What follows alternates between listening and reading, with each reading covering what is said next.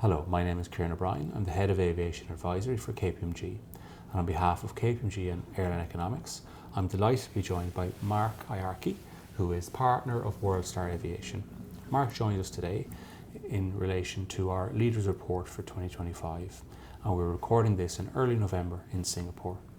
Marc, thank you so much for joining us. As always, Thanks it's for a pleasure. having me. And maybe you might give us a little bit of background on WorldStar Aviation for a little bit. Yeah, so thank you for that. So WorldStar is, for lack of a better term, a mid-size, mid-life lessor. We've probably overwhelmingly been known for mid-life passenger business for many, many years. Well, all our lives really. Been around for 20 years and starting our 21st year. But we've also have two other main strategies, one which is cargo, where we've built the third largest cargo pot or pool in volume as opposed to value. And our third leg is on engines, where we've built a sizable portfolio of 5Bs and 7Bs with a view to really running a green time leasing business. We're not buying new in any of the three segments. And that's what we do. We're 40 people, headquartered in London, about $1.9 billion of assets under management, and that's who we are. Marc, thank you. And as we get into this, we might start thinking about the demand environment. And clearly, as you said, you have passenger aircraft, freighter and engine, or cargo. And you also have a cargo conversion program. We do. Yeah, and how have you seen that demand for those evolve in the last while, and how are you looking at it geographically? So look, I think perhaps the better way to answer that question, which is really a question that's preoccupying us as well as everybody in our space, is that COVID threw everything out of kilter. And you might say, well, come on, COVID's well behind us. And it's true. But COVID was Boeing firing all the engineers who then didn't come back. The MAX program still being completely out of kilter. Lessors and airlines, as a result of COVID, dabbling in freight when they never had before. Both airlines who thought it was a good idea, as well as lessors who thought that they might want to use some of their aircraft into and induct them into conversion programs. And so you had too many. Then talking about cargo, you had a little bit of an indigestion, which is still working itself out. Many of the tourist lessors who, kind of dabbled in conversion have all exited or exiting, leaving not that many players around still on the narrow body and the wide body side. Most of the airlines who thought they were going to do a couple of aircraft don't really know what to do with them. And you've seen Air Canada, for example, making noises about exiting those or downscaling, the same with WestJet, just to take one country where the two main airlines decided that cargo was potentially something for them to do. And that's reflected elsewhere, right? Then you have, at the same time that people didn't find it useful to convert aircraft anymore, you had the massive shortage in passenger aircraft. And that's, there's not enough new feedstock coming in. The older feedstock is not being retired. Therefore, there's no feedstock for conversion either. And it's just a complete mess. So what we're seeing, which is really, really interesting, is investors have forgotten all about COVID and the permanent value destruction that did occur in segments of the fleets. There's a massive amount of money floating around chasing fewer and fewer deals, and that's reflected both on the newer end of the space, where quite frankly there's no more returns. People seem to be deploying their cash in exchange for virtually no return that makes any sense to us, at least. Midlife is becoming a little overpriced. Cargo has its corners, and engines again are overpriced. So too much money chasing assets, and assets have gone up, and there's not enough of them. And you spoke there clearly there's OEM challenges. Are you seeing a difference between the airframes and the engines in that? And do you think much will change in the next 12 months? I mean, look, this morning it was announced that Boeing employees finally accepted a pay rise. Just one note on that, people were joking and ridiculing a 40% demand, but the fact of the matter is they hadn't had any pay rises since 2014. So in that context, that number is not necessarily completely crazy. In the event, only 59% of employees voted in favor of a deal, 38%. But anyway, hopefully that brings production back at Boeing. There's still a lot of work at Boeing, which somehow, since the two MAX crashes, they didn't seem to have managed to regain control over their manufacturing processes. They haven't managed to get people to have confidence in their processes, in their aircraft, in their safety record. Hopefully the new management team at Boeing is able to do that. But Airbus are continuing to crank out aircraft. But it's not enough, right? So even if Boeing gets back to a decent rhythm, it will slowly start to bring more aircraft into the market, and that's great, but it's still going to be tricky for a few years. On the engine side, obviously, look, nobody is making 5Bs and 7Bs anymore. The only thing you can do is overhaul existing ones. It's $10 million for a shop visit and LLP replacement with massive amount of cost escalations in the last few years. LLP escalation is expensive. So, people are using whatever life's left on engines instead of overhauling engines, which also makes total sense. But again, that brings up the value of engines. Somebody told me earlier today that they had signed up a 5-year lease at $155,000 a month for a 7B engine. Now, that makes no sense to me. And the problem is that I would never have believed it, except that it was a CEO of the airline who told me himself. So, I don't know. And so clearly lease rates are going up. Yeah. Given the supply or demand issues, then we've valuations are going up. Do you think is that realistic to continue, or is there an adjustment due? I think there are pressures, particularly on the engine side, that will mean that the demand will be there for years to come, at least, in my opinion, until the end of the decade. Look, the 155 a month is a complete total outlier. I certainly don't think that's a normal lease rate. Even 100 a month is super high, and I think we're going to see some of that froth disappear in the next. It's already becoming a little bit more realistic, in my opinion, but demand for engines, 5Bs, 7Bs, GE90s, will remain quite strong for the rest of this decade, for sure. On the aircraft side, I think we are eventually going to see. Look, A320s are being retired a lot faster and sooner than 800s, because there's an alternative. There's the Neos coming in a decent amount of numbers every month. On the 800s, presumably when Boeing finally get their act together, we're going to see that as well, but not this year, not next year. Yeah. And I guess we think you obviously play in the midlife market very successfully. You've circa 100 aircraft, 34 engines. Something like that. Yeah. How have you found the secondary trading market? Because that's obviously largely where you play. So how have you found that in the last while, and where do you think it'll go over the next 12 months? So we've seen a whole bunch of lessors RFP midlife aircraft in the last 3 months. We've probably looked at 200 aircraft.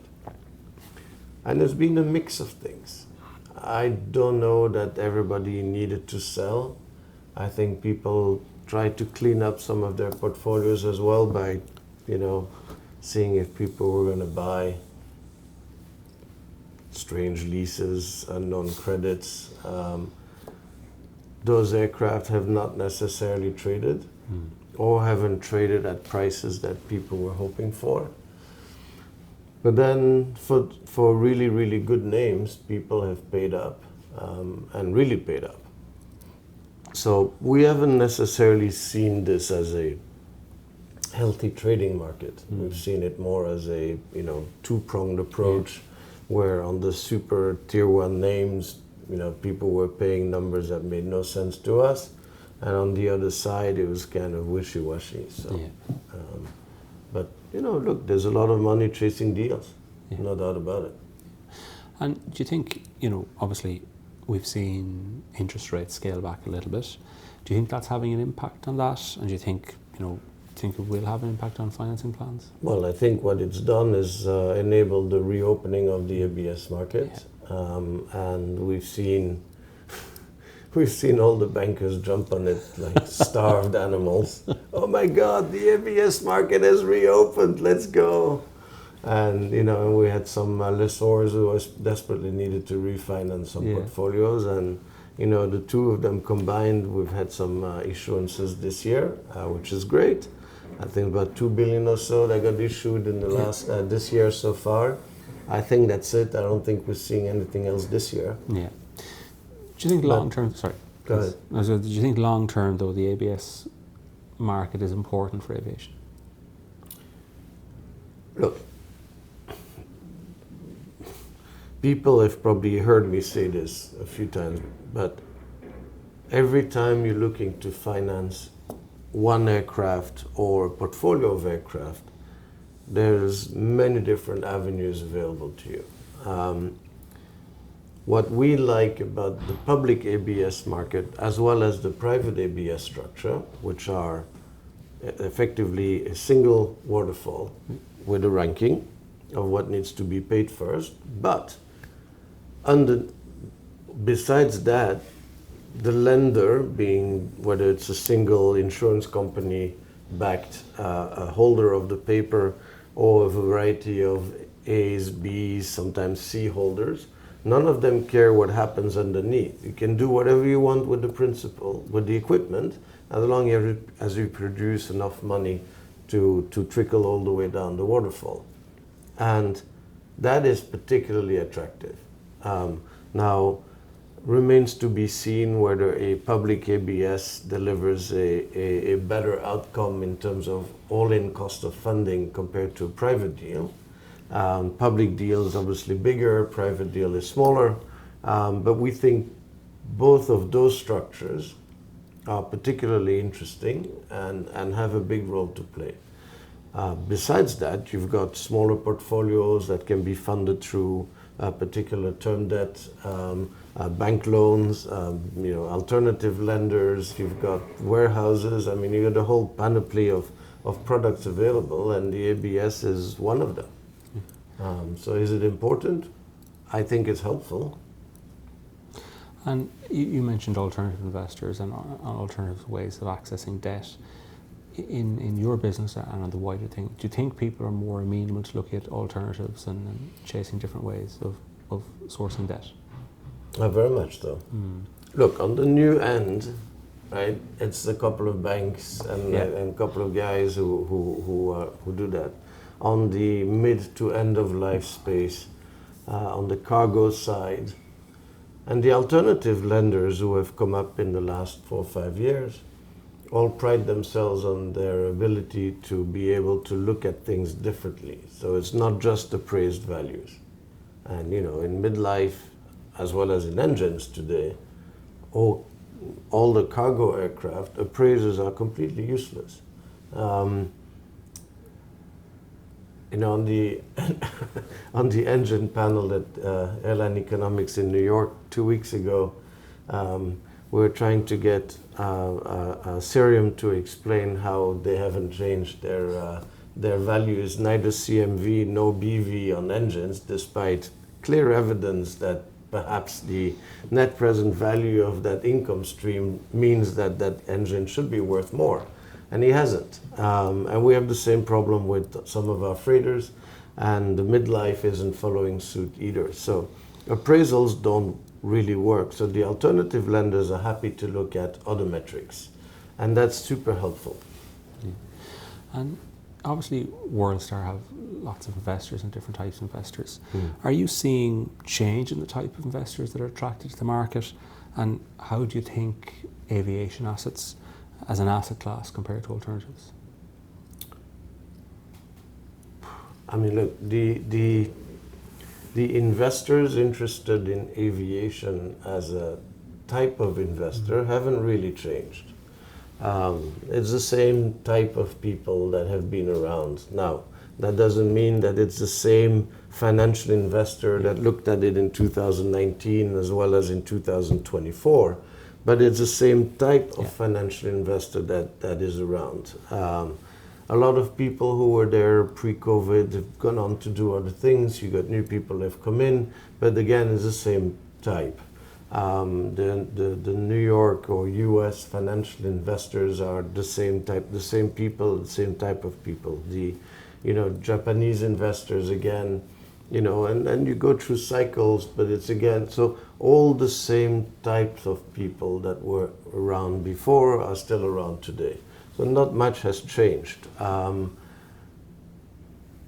yes, people are looking at what happened during COVID, and they are a little bit more aware that you can also lose money in aviation.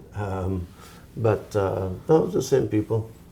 And you talked there about people with COVID have seen you can lose money. So have return expectations changed when you look at transactions?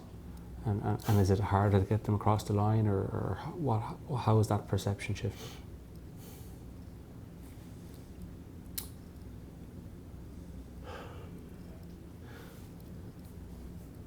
I think the only thing I'm going to say is that a lot of money chasing few deals is focusing people on trying to put that money to work, even if it stresses their guidelines and return requirements. Yeah, it makes sense. And maybe shifting topics for a little bit. One more thing on this. Yeah. We kind of in a fortunate position that we don't have money burning holes in our pockets. We don't have money that needs to be deployed by a certain day or it needs to be returned. Our investors, and they're the same that we worked with pre-COVID, they're still the same today. They've all given us more money to deploy post-COVID, so must have done something right during COVID. But the important thing is that, we look at deals and they either make sense or they don't make sense. And we've done perhaps fewer deals on the midlife backside in the last 18 months than we would have wanted to. But then we've deployed a lot more money than in cargo, and we've deployed a lot more money in engines. So altogether, it's worked out quite well. And maybe shifting topics a little bit.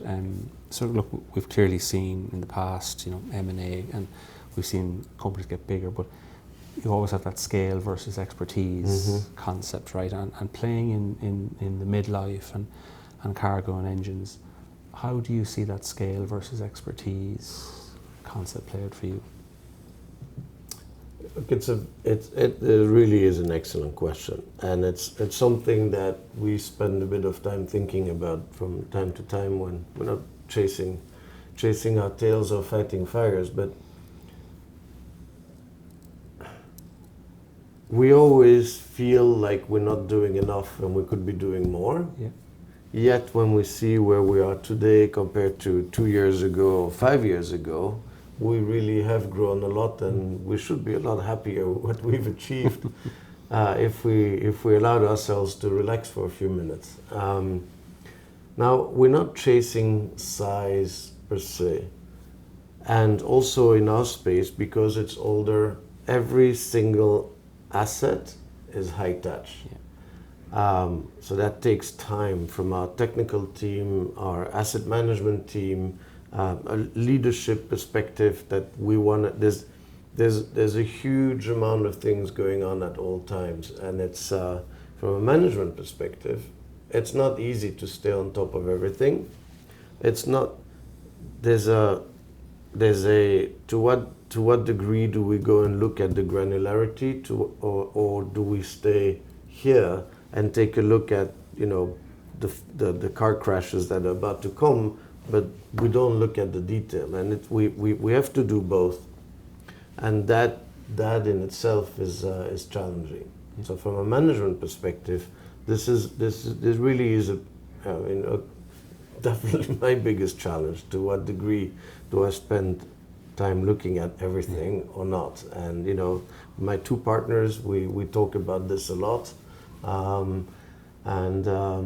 look, growth is important. It's not the only thing that matters. We wouldn't be increasing our size at the expense of profitable business. It's a challenge.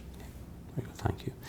So look, we typically finish with a fairly standard question, and it's really, look, what's your level of optimism or not over the next 12 months? I'm very optimistic. Optimistic is the wrong word. I'm very bullish. Yeah.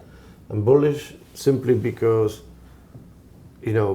I think what we have achieved at Wellstar to date is really great. And we've positioned ourselves for continuing to do great things. We have our three legs in our business. I think each of them have got great growth possibilities across the three of them, with new investors, with different assets, with different geographies, we have so much to do, and I don't think we are going to be able to do half of what we would like to do, but if we do half of it, I think we're going to have a fantastic year next year. Brilliant. Marc, thank you. I'd like to thank Marc for his time and his insight, not just in the sector, but also the insight into Worldstar, which is a fantastic business. Marc, thank you. Thank you.